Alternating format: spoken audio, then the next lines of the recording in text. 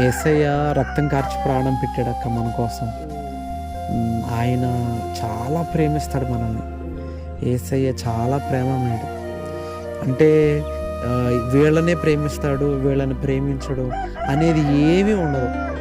యేసయ్య అందరినీ ప్రేమిస్తాడు, అందరినీ ప్రేమిస్తాడు. కాబట్టి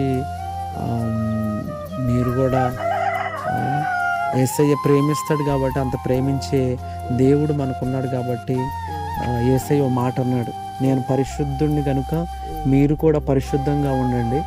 మారు మనసు పొంది బాప్తీసం పొంది దేవునికి దగ్గర అయ్యే విధంగా మనం ఉండాలక్క. తెలుసో తెలియకో ఏ లోటుపాట్లు ఉంటాయి, తప్పులు ఏ ఒకటి ఉంటాయి.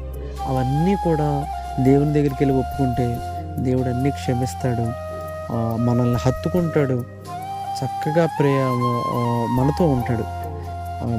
ఒక రాజు మన ఇంట్లో ఉన్నాడు అనుకో, ఎలా ఉండితే మన ఇల్లు మారిపోద్ది, అవునా కదా?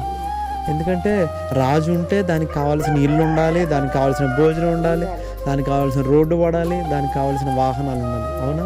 మరి ఈ లోకంలో రాజు మన ఇంట్లో ఉంటేనే అంతగా మన పరిస్థితులు మారిపోతే, అసలు దేవుడే మనలో ఉంటే, దేవుడే మనతో ఉంటే ఇంకా మన బ్రతుకులు మారిపోతాయా, మారవా?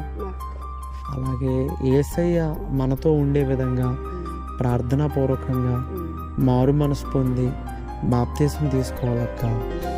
బాప్తీసం తీసుకున్న వాడే స్వర్గంలోకి, పరలోక రాజ్యంలోకి, దేవుని దగ్గరికి వెళ్ళగలడు.